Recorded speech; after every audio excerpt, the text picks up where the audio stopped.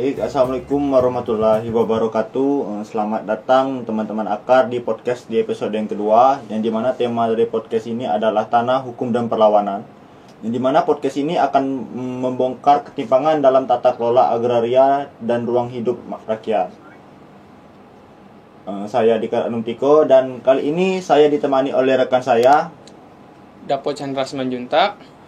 Dan di episode kedua ini kita akan membahas sesuatu yang sangat penting, tapi seringkali hal ini sangat diabaikan, yang dimana adalah tema yang akan kita bahas pada episode kedua kali ini adalah masyarakat adat dan hukum adat.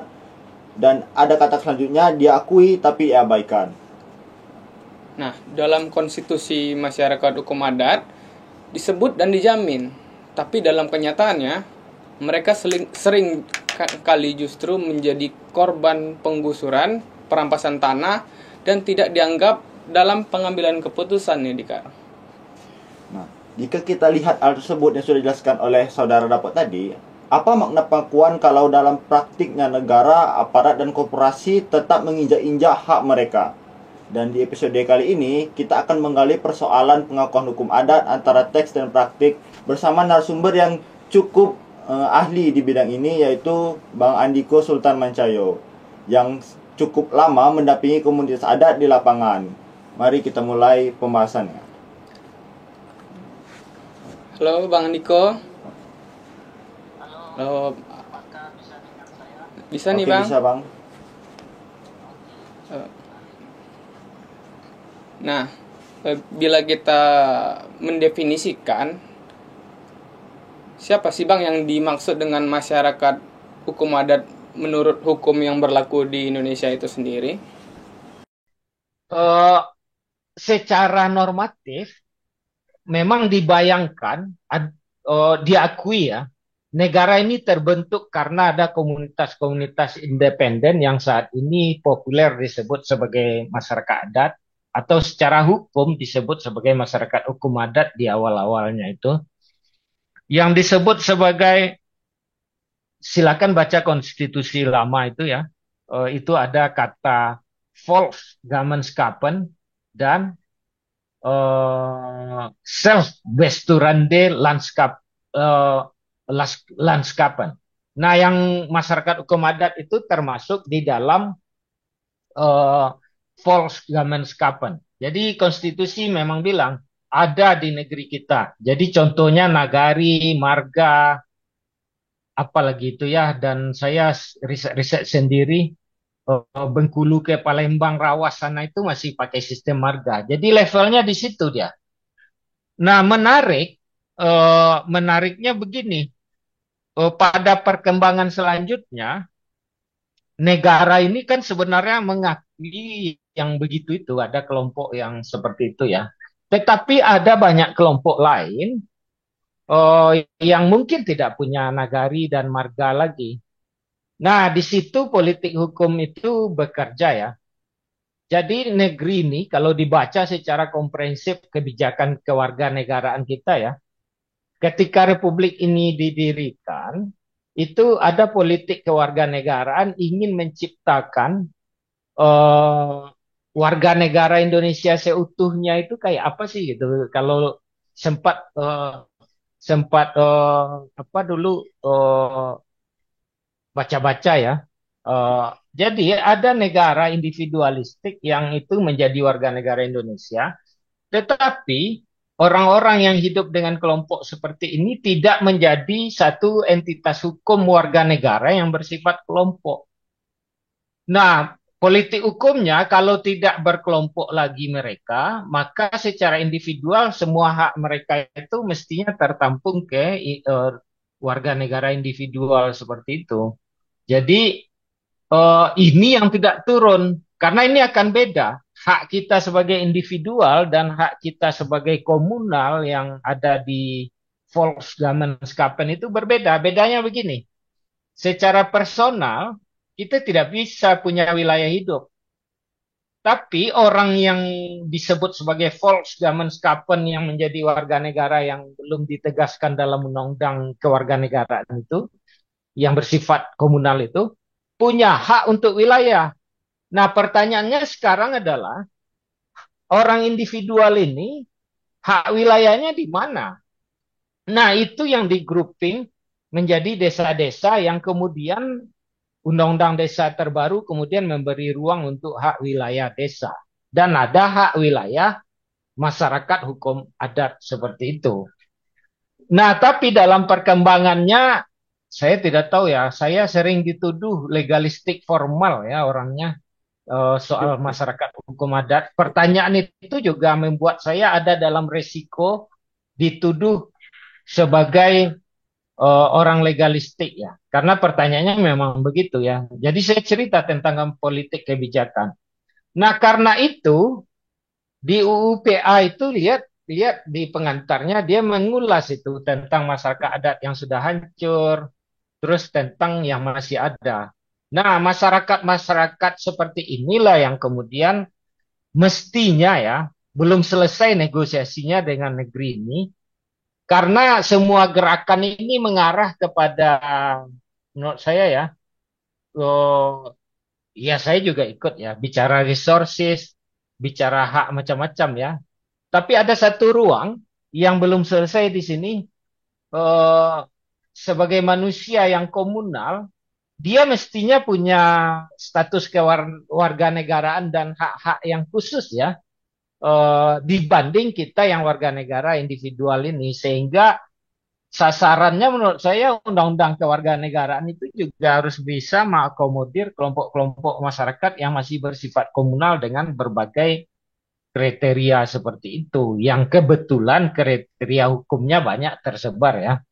Itu dia harus punya hukum adat, punya kelembagaan adat yang berbeda tentu ya, eh, punya wilayah adat, masih mematuhi aturan adatnya dan sebagainya. Tapi ini juga menimbulkan pertanyaan. Pertanyaannya secara politik hukum boleh nggak masyarakat adat yang sudah hancur itu menghidup-hidupkan lagi taruhlah quote and quote status kewarganegaraannya sebagai masyarakat komunal. Nah, di situ debatnya. Aturan kita tidak ada bilang boleh atau tidak boleh. Di situ perdebatan tarik ulurnya ya.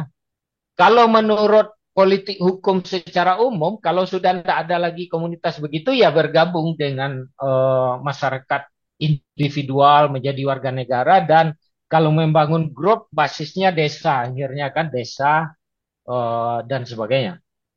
Nah, tapi kelompok lain itu bilang mereka kan hancur karena berbagai alasan, kolonialisme dan sebagainya, termasuk perilaku pemerintah sendiri. Nah, sehingga mereka berhak menghidupkan lagi. Nah, di situ sebenarnya menurut saya ini ide brilian sebenarnya FPIC itu. Meskipun kemudian jadi padiatapa ya. Nah, yang mau jadi masyarakat adat atau bukan itu ya masyarakat adat itu sendiri. Harusnya ditanya kalau ada pilihan ya, warga negara individual atau komunal, dia mau jadi komunal lagi nggak? Jadi masyarakat adat lagi nggak? Kalau dia mau, mestinya dibantu untuk merekonstruksi lagi kan. Tapi tentu dengan segala kewajiban adat yang mereka miliki. Karena ketika kita bicara masyarakat adat yang ideal lah ya, itu bukan terkait hanya hak ya, ada tanggung jawab tradisional mereka berdasarkan hukum adat mereka sendiri untuk menjalani kehidupan. Jadi kalau ini bisa ada ruangnya, tentu tentu mereka bisa ya. Nah, konsekuensi-konsekuensi gini juga terpengaruh kepada saya tidak bicara dunia internasional secara khusus ya. Isu ini sudah berkembang dan masuk juga ke dunia bisnis sebenarnya. Jadi, seperti yang saya bilang tadi, kalau investasi-investasi skala besar internasional itu harus menghargai hak masyarakat adat ini. Nah, berdasarkan pengalaman saya, tantangan pertama yang kita hadapi adalah pertanyaan pertama tadi, siapa sebenarnya masyarakat adat pemangku hak? Kalau kita ikut kriteria internasional itu, nyaris tidak banyak lagi sebenarnya yang bisa ikut kriteria itu. Lalu kita kombinasikan dengan kriteria nasional, karena situasi Indonesia yang spesifik itu ada juga penolakan-penolakan. Tapi sederhananya begini, entitas bisnis internasional itu sangat sensitif dengan isu masyarakat adat ini. Karena itu ada dua konsekuensi. Ketika ada masyarakat adat di sebuah tempat, yang pertama kali dia harus dapat hak FPIC. Hak FPIC itu bisa berakibat proyek itu batal atau proyek itu jadi ada enklave masyarakat adat di dalamnya. Ini contoh paling ideal itu di Jambi sebenarnya. Ada satu perusahaan multinasional, dia harus mengikuti standar penghormatan hak masyarakat adat berdasarkan standar dana dan macam-macam itu. Dia akhirnya membuat enklave, semacam enklave di dalam izinnya untuk wilayah hidup masyarakat adat di sana. Tetapi prosesnya memang tidak mudah ya. Nah, kalau kita dekati dari sisi hukum kita, maka pengakuan ini akan berkonsekuensi. FPIC dia menolak karena ini memang wilayah dia ya, menolak atau apa dapat hak budget, termasuk yang berdasarkan aturan pertanahan yang baru itu mereka berhak juga bekerja sama dengan pihak ketiga dan mengambil semacam uang sewa dan sebagainya. Mungkin pertanyaan sederhana tadi masih ada di ruang debat ya antara standar Ya. internasional dan standar hukum, sehingga saya tidak bisa jadi jawab juga secara generik ya. Tergantung seperti kesimpulan buku tadi, aktor mana yang menanyakan ini dan apa? Karena beberapa kali misalnya saya pernah diskusi tentang kriteria, ada kok dari teman-teman kita anti kriteria gitu loh. Karena di kriteria itu dianggap menghambat pengakuan itu. Tapi saya jadi bertanya juga, kalau orang yang disebut dengan masyarakat hukum adat itu tidak berbeda dengan orang yang secara individual itu, lalu apa yang membedakan kemana haknya harus diberikan? Nah, akhirnya mutar-mutar di sana. Jadi isu-isunya ya begitu, ada yang suka kriteria, ada yang tidak. Terus secara umum ya begitulah, mereka itu Oke. adalah masyarakat yang berbeda. Nah, Oke, jadi gitu ya Bang. Jadi tentang definisi masyarakat hukum adat itu masih abstrak dalam pemaknaannya, mulai dari hukum nasional sendiri maupun hukum internasional. itu salah, salah pernyataan tadi ya. Tolong diluruskan. Kalau kita bilang masyarakat hukum adat, itu jelas, rujuk aja peraturan, itu tegas itu. Tetapi ada di antara kita juga tidak suka dengan pengertian undang-undang itu karena persoalan-persoalan tadi sebenarnya. Tidak mungkin menghidupkan lagi, ada banyak masyarakat adat yang sudah kehilangan hukum adat dan macam-macam. Nah, ini terjadi transaksi terus ya. Jadi yang kita maksud secara nasional ini masyarakat adat atau masyarakat hukum adat. Kalau pertanyaannya masyarakat hukum adat, pengertiannya jelas. Saya sudah sebut kriterianya tadi. Tapi kriteria itu menyebabkan tidak semua orang yang mengklaim diri sebagai masyarakat adat, kalau tidak bisa memenuhi kriteria itu, tidak bisa diakui akhirnya. Seperti itu. Jadi ada syarat khususnya untuk menjadi masyarakat hukum adat itu ya Bang? Oke, tapi lanjut ya Bang. Tapi kan abang tadi kan sudah bilang kalau eh, tidak salah kalau berbicara soal masyarakat hukum adat itu definisinya abstrak. Tapi kalau kita lihat apa sih Bang ciri khas yang menjadi dasar atau yang biasanya melekat pada masyarakat adat itu, Bang? Saya tidak pernah bicara bahwa pengertian masyarakat hukum adat itu abstrak. Itu tidak pernah. Tolong diluruskan itu ya. Oh iya. Nah, pengertian masyarakat hukum adat berdasarkan hukum Indonesia itu tegas. Oke, apa kriterianya? Dia itu harus genealogis teritorial. Genealogis itu ada hubungan darah mereka di situ semua. Saudara lah ya. Terus teritorial, tempat itu memang wilayah mereka. Lalu mereka punya hukum adat, punya kelembagaan adat. Lalu mereka masih menghormati dan menjalankan hukum adatnya itu. Nah, Itu kriteria utamanya. Yang menjadi abstrak kemudian adalah ketika kriteria ini kan menyebabkan penyempitan. Tidak semua masyarakat adat bisa diakui dengan kriteria ini karena ada banyak masyarakat adat sudah kehilangan hukum adatnya, bla bla bla, kayak begitulah karena berbagai peristiwa gitu loh. Oke nih. Nah Bang, kalau kita melihat kriteria masyarakat hukum adat tadi, bagaimana sih Bang posisi masyarakat hukum adat ini dalam sistem hukum nasional kita? Melihat posisi. Kuat kalau dia bisa memenuhi itu semua ya, kuat dia bisa salah satu contohnya ya, dia itu eh, punya legal standing untuk mewakili komunitasnya di pengadilan. Jadi misalnya pimpinan adat itu ketika itu langsung ada ya masyarakat hukum adat itu berikut hak-haknya sudah ada itu hak atas wilayah, hak ulayat dan sebagainya itu. Ketika dia bisa seperti itu. Tapi dalam kenyataannya tentu tidak semudah yang saya bicarakan ya. Nah, contoh ideal misalnya masyarakat hukum adat itu masih misalnya sekuat Bali misalnya ya. Bali itu kan kuat sekali, tapi tetap aja ya, terjadi intrusi-intrusi dari sistem ekonomi luar dan sebagainya.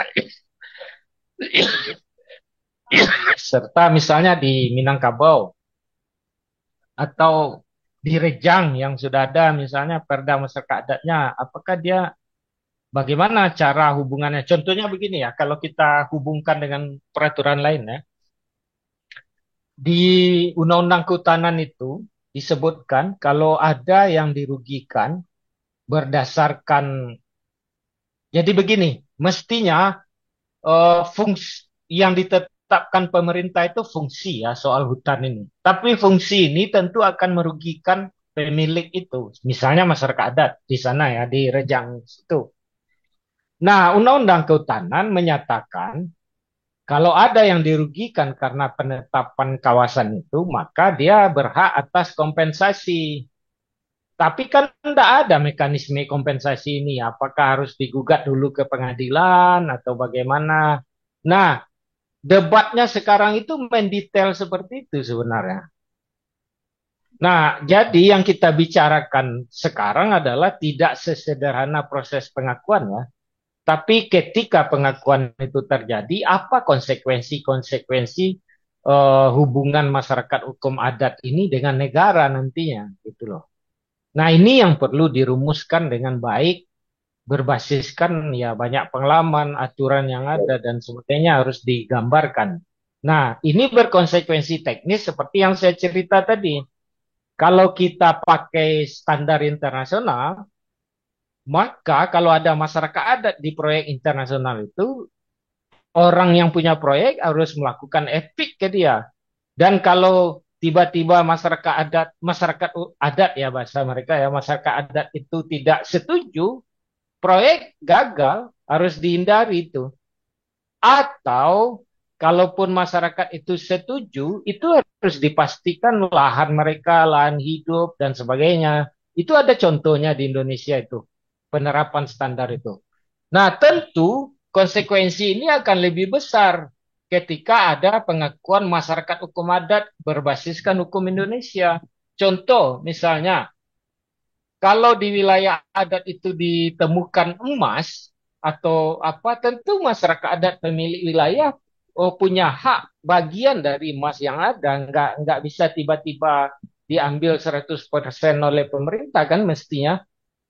Paling tidak ada bagian dia apa bagian dia dari yang ada. Nah, hal-hal begini konsekuensi-konsekuensi teknis ini yang itu belum terumuskan dengan baik, walaupun secara hukum adat ada diatur semua. Kalau ada emas di wilayah adat, para pimpinan adat dan masyarakat adat itulah yang dapat bunga emas itu.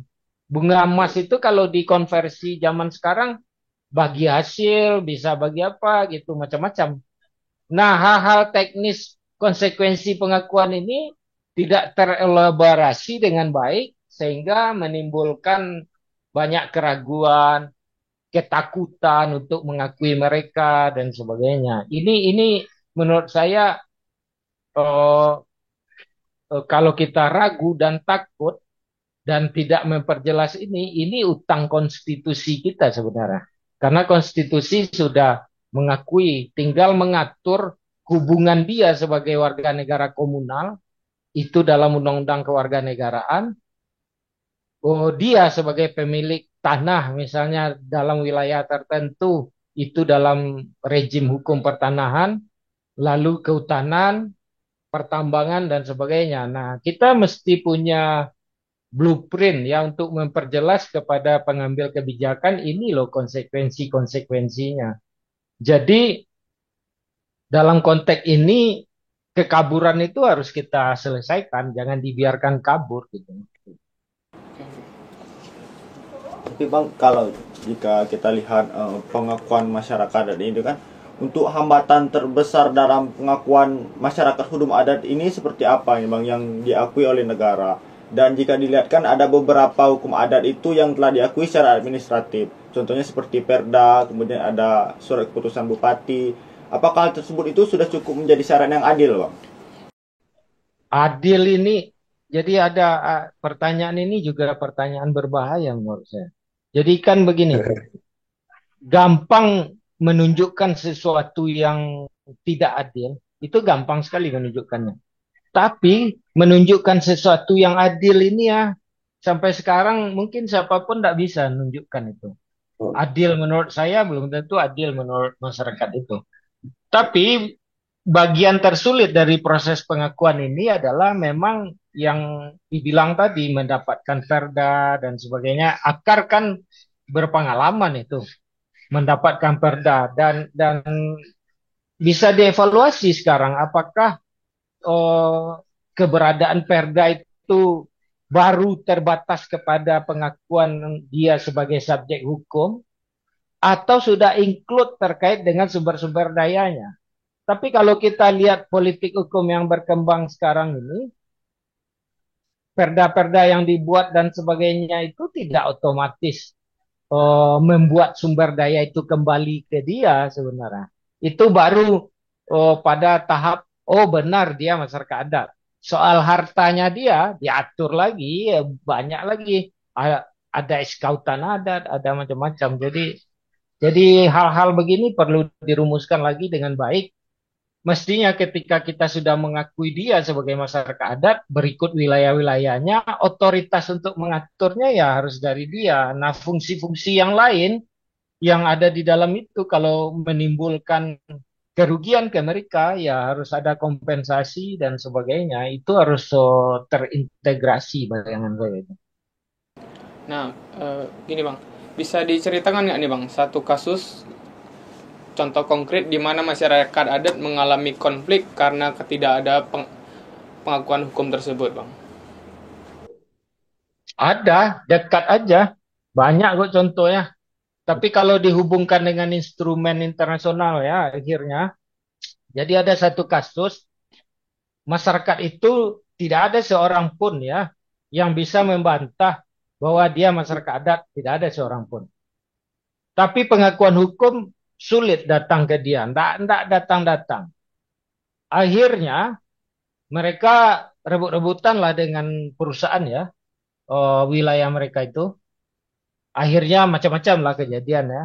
Tapi kemudian datang satu instrumen bisnis internasional ya, yang mewajibkan perusahaan ini, kebetulan perusahaan ini perusahaan multinasional ya, harus menghormati hak masyarakat adat. Nah, berdasarkan standar internasional, kalau benar itu masyarakat adat, nah yang benar satu kata kunci di instrumen internasional itu, kalau ada sekelompok orang itu mengakui dirinya sebagai masyarakat adat dan didukung oleh tetangganya menyatakan dia adalah masyarakat adat, itu udah selesai urusan itu. Nah, karena itu di kasus ini dia mengklaim dirinya sebagai masyarakat adat, self identifikasi ya.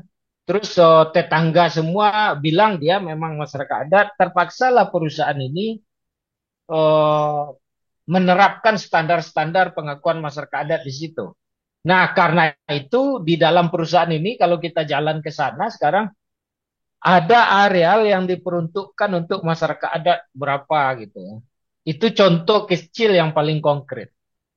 Nah, akhirnya sistem internasional yang memaksa perusahaan ini untuk membuat enklave wilayah untuk masyarakat adat. Tapi perjuangan yang lebih besar itu besar lagi sebenarnya. Contoh misalnya di Sumatera Barat, banyak nagari-nagari itu siapa yang berani bilang mereka bukan masyarakat adat. Tetapi ketika ada izin-izin di nagari itu belum tentu nagari itu dapat sesuatu. Setahu saya hanya satu nagari yang punya kontrak langsung dengan investor yang bekerja di situ. Nah, ini juga jadi soal. Ada kelompok-kelompok sebenarnya di dalam perjuangan ini menginginkan masyarakat ini nggak usah aja berhubungan dengan pihak ketiga, kelola sendiri gitu loh. Nah, itu tidak terlalu rumit kalau ada masyarakat dilindungi saja dia kelola barang itu. Tapi banyak masyarakat-masyarakat adat ini yang juga ingin meraih peluang-peluang begitu. Kalau pergi ke banyak daerah, banyak masyarakat adat itu yang bicara tentang investor segala macam. Nah, ini belum terregulasi dengan baik. Boleh nggak masyarakat adat punya perjanjian langsung dengan perusahaan itu? Contohnya perjanjian peminjaman lahan dan sebagainya. Dan selama karir saya terlibat, itu baru dua kasus yang saya temui begitu. Satu di Sumatera Barat, satu dulu di Kalimantan Barat.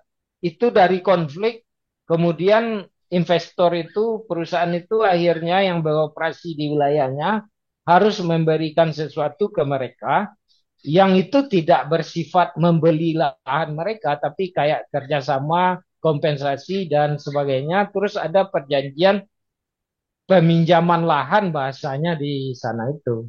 Nah, hal-hal begini pengakuan masyarakat adat nggak sampai ke situ. Sistem hukum kita belum sampai ke sana lah sederhananya. Harus di mix semua aturan sehingga memungkinkan itu pun dalam hal pemerintahnya oke, karena akan ada bahasa bahasa zaman lalu itu bagaimana menjawab efisiensi ekonomi biaya tinggi dan sebagainya. Mau bayar dua kali ke pemerintah Republik Indonesia dan ke masyarakat adatnya. Makanya sekarang politik hukumnya yang paling kuat itu adalah dibeli aja lahan masyarakat adat itu. Jadi sekali masyarakat Iya. adat dapat. Nah, padahal bukan begitu sebenarnya konsepnya. Sama aja kan. Harusnya kan pajak bayar ke negara bagi hasil dengan masyarakat adat. Nah, kan kayak kayak begitu. Tapi wacana arus utama yang sekarang terjadi adalah memproteksi masyarakat adat itu untuk mengelola sendiri. Nah, ini juga belum mapan aturan-aturannya. Misalnya eh, debat-debat soal kerjasama antara masyarakat adat dengan pihak ketiga ini tidak diatur dengan baik. Jadi masih banyak dimensi-dimensi pengakuan ini yang harus kita turunkan. Jadi ini bukan soal satu perda atau dua perda saja. Implikasi dari pengakuan ini harus kita atur dengan baik sehingga mensejahterakan kepada masyarakat adat ini, masyarakat hukum adat ini. Kalau dilihat dalam kasus seperti yang Akar dampingi ini, itu di Malindeman itu Bang, bagaimana sih seharusnya negara itu menyikapi klaim adat yang telah lama hidup di Malindeman tersebut Bang?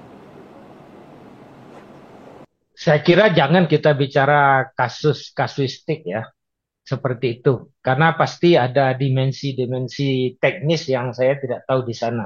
Tapi idealnya kan mestinya ada berbagi.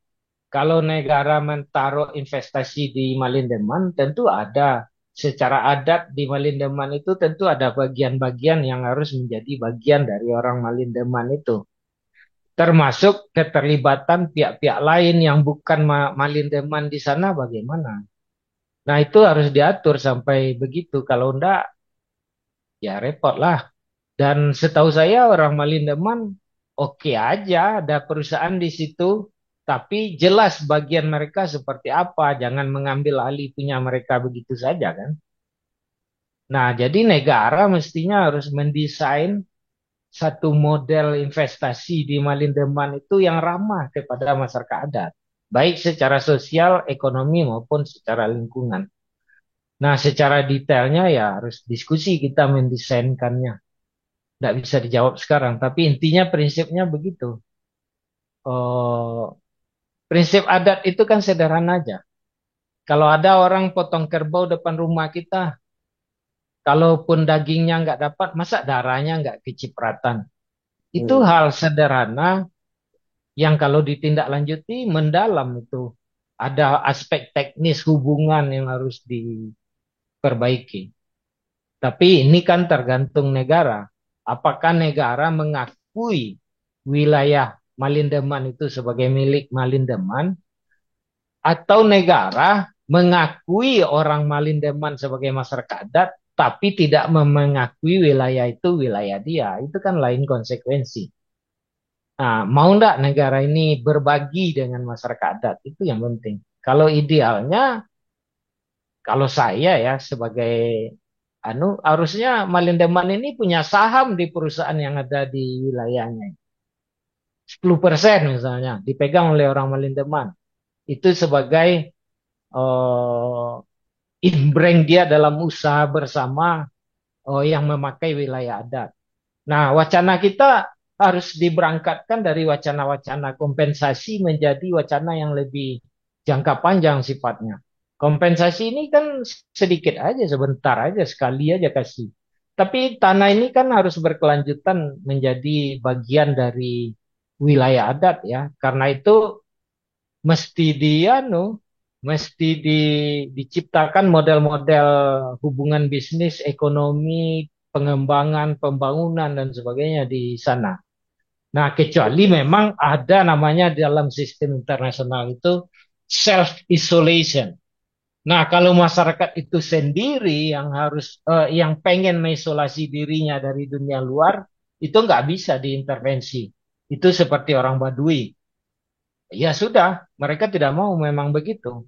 Terus orang-orang mana lagi yang self isolation istilah internasionalnya dalam pengakuan masyarakat adat. Nah, ini harus diidentifikasi betul. Orang Malindeman ini mau self isolation atau mau berdinamika dengan dunia luar ini. Nah, itu kuncinya ya di mereka sendiri harus ada efek ke mereka.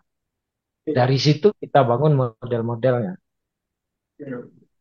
Nah Bang, kalau kita melihat jalan ke depan nih, apa yang dibutuhkan agar hukum benar-benar berpihak pada masyarakat hukum adat? Kalau menurut saya ini ya, eh, organisasi masyarakat adatnya harus kuat ya. Dan dia bisa membangun. Jadi kan begini, model-model yang berkembang sekarang itu kan top down recognition. Misalnya dalam kasus kita lah ya, kita datang ke DPRD untuk minta komunitas kita diakui sebagai masyarakat adat, minta perda dan sebagainya. Tapi secara modal sosial, banyak kasus kita tidak didukung oleh tetangga kita sebenarnya. Sehingga musuh pertama kita dalam meminta pengakuan itu ya tetangga sendiri gitu loh. Nah, ke depan kalau kita mau berpengaruh, maka kita yang pertama yang harus kita dapatkan adalah bottom up recognition itu menurut saya.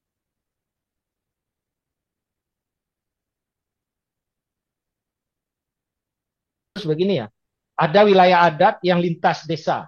Nah, pengakuan itu mestinya dapat dari desa-desa yang ada di dalam wilayah adatnya duluan, secara sosial maupun secara legal.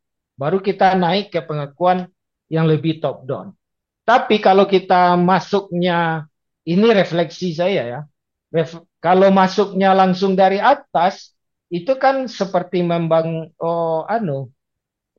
belum tentu kita dapat dukungan sosial dari sekeliling kita. Karena itu mungkin di beberapa tempat ada konflik sebenarnya pengakuan ini dengan desa-desa sekelilingnya. Dan sering kita dalam diskusi bilang kepala desanya tidak mendukung gitu-gitu. Karena ya ini rebutan otoritas kan di tengah kekaburan ini semua. Nah ini harus kita selesaikan dulu bayangan saya dengan pendekatan bottom up recognition itu. Baru kita masuk ke pendekatan top down recognition. Nah, kalau seluruh desa yang ada di wilayah adat itu sudah mendukung masyarakat adat ini dan sudah ada pembagian kewenangan, urusan dan sebagainya di antara mereka, mestinya pengakuan yang lebih tinggi itu gampang saja datang. Orang yang minta minta diakui itu adalah kepala desa di sana kok.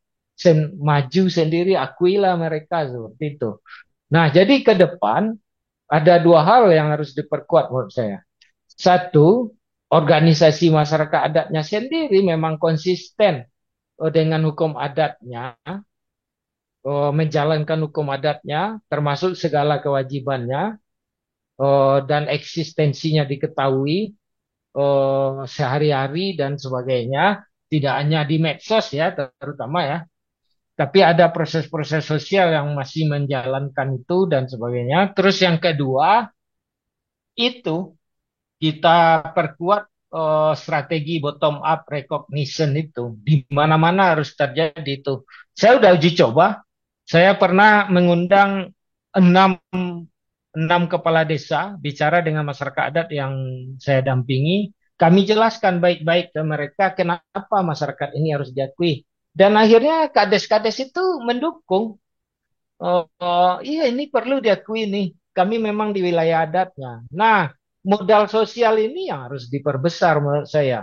Karena bottom up ini modal sosialnya, tapi kalau top down modal duitnya yang nggak kuat kita ngurus-ngurus perda ini. Mungkin Akar bisa cerita berapa habis duit untuk menghasilkan satu perda itu. Jadi pengakuan de facto ini yang menurut saya harus diperkuat ke depan sebelum kita dapat pengakuan de jure dari anu dan sekaligus meresolusi konflik dan mengantisipasi potensi konflik ke depan di situ. Kita kan nggak bisa menghindari bahwa wilayah adat itu tumpang tindih dengan wilayah administrasi desa. Nah, kepala-kepala desa, pengurus desa ini harus di menurut saya ini ke depan. Hmm. Untuk kalau peran dari gerakan masyarakat sipil, kemudian ada akademisi, kemudian ada juga organisasi lembaga hukum dalam memperjuangkan masyarakat adat ini gimana sih, Bang?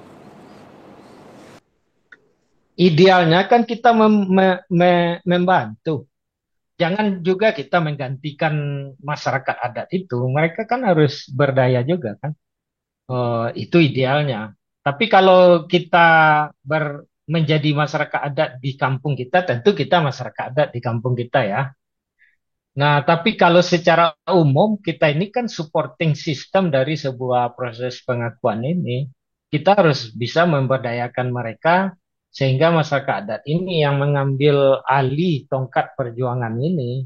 Jadi tergantung kemampuan kita lah ya.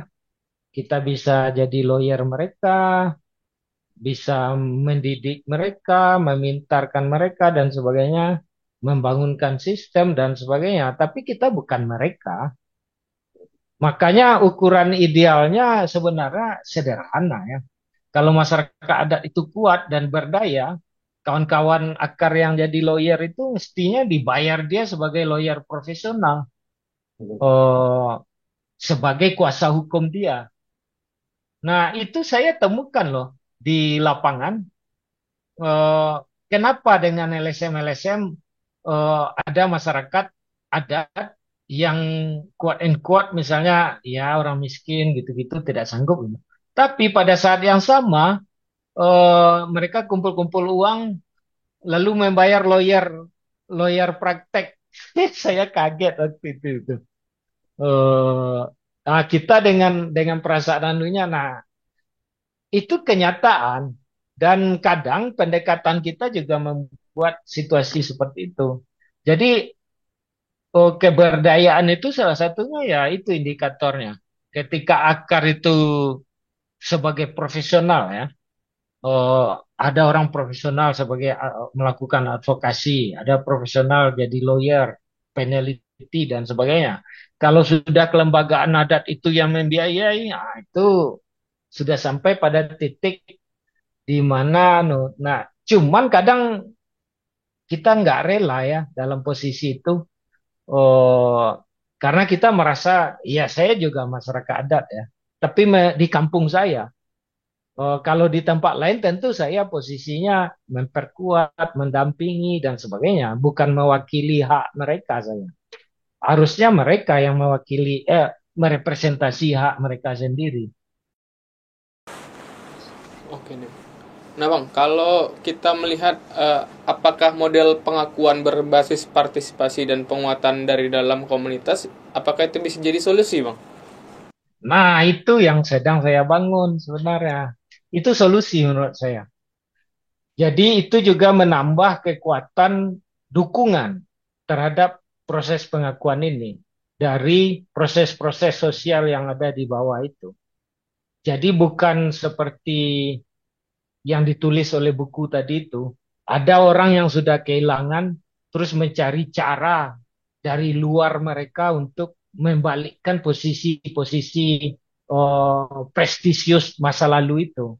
Nah, mestinya posisi-posisi itu dikontekskan pada zaman sekarang dan secara bottom up itu didukung oleh orang di sekelilingnya dan unit-unit sosial lain seperti desa mendukung ini karena peran mereka bisa di dinegosiasikan sejak awal. Dan saya melihat strategi ini masa depan ini. Dan pengakuan ini bisa implementatif. Oke. Nah, ini mungkin udah cukup kompleks ya Dikar Siap, yang ya, Bang, dijelaskan Bang Andiko tadi. Mulai dari kita mengetahui pendefinisian, kemudian dari realitas dan pengakuan, juga dari contoh kasus tadi, bahkan kita juga mencari jalan ke depannya untuk pengakuan masyarakat hukum adat ini. Mungkin itu saja Bang Andiko. Kami sangat berterima kasih atas waktunya dan ilmu baru mungkin ini Iya, Dikar. betul, Bang. Ilmu baru. Kan ini lama, akar itu sudah berpengalaman banget soal masyarakat adat. Cuman saya memperkuat sisi-sisi dari pengalaman akar selama itu aja sih. Iya. Oke Bang. Kami pokoknya sangat berterima kasih nih untuk Bang Andiko udah meluangkan waktu dan memberi ilmu ini. Dah, mungkin itu saja ya Bang Andiko. Oke, thank you ya. Tapi Iya, Bang, terima kasih, saya Bang. ingin mengajak begini ya. Iya, Bang. Bagaimana kita mengkontekstualkan perjuangan masyarakat adat ini pada zaman sekarang itu yang ingin saya ajak. Oh ya, betul. Dan kita harus berani melakukan otokritik ke diri kita. Apa kelemahan kita selama ini itu harus diperbaiki supaya masyarakatnya betulan sejahtera, bukan kita gitu. Kita pasti sejahtera dengan kemampuan kita ya. Jadi, nah, tapi masyarakatnya sendiri yang harus kita pikir. Seperti itu. Jadi ada banyak hal-hal teknis yang harus kita konstruksikan ketika kita melakukan pengakuan terhadap masyarakat hukum adat ini. Mungkin itu harus yang menjadi bahan Siap. obrolan dan pembahasan kita untuk kedepannya nih Dikar. Saya langsung aja launching strategi di podcast ini. Kita harus mulai apa yang namanya bottom up recognition itu. Bottom up recognition. Iya. Oke Bang, tadi kan sudah dijelaskan oleh Bang Andiko mengenai dasar dan definisi. Kemudian yang kedua itu ada realitas dan pengakuan daripada masyarakat adat. Yang dimana sebelumnya podcast sebelum kita berbicara atau berdiskusi dengan Bang Andiko tadi kan, kita juga kan Bang belum tahu bagaimana pengakuan yang terjadi. Kalau jika dilihat secara de jure itu kan sudah diatur di konstitusi kita terkait dengan masyarakat hukum adat. Tapi jika dari diskusi tadi memang banyak terjadi tidak sesuai yang terjadi di lapangan. Kalau bisa dibilang law in the book dan law in action itu berbeda. Betul nih Dikar. Jadi terciptanya konflik-konflik yang ada di masyarakat hukum adat itu sendiri. Betul. Nah, jadi Bang Andiko tadi dia memiliki satu jalan untuk kedepannya, yaitu bottom up recognition. Nah, itu yang jadi jalan untuk kedepannya di zaman sekarang tentang masyarakat hukum adat nih. Nah, mungkin itulah teman-teman akar terkait dengan podcast di episode 2 kali ini yang berjudul Masyarakat Adat dan Hukum Adat, diakui tapi diabaikan. Saya Blikar Numtiko dan rekan saya Dapat Chandra Simanjuntak. Kami pamit undur diri, sampai jumpa di episode selanjutnya.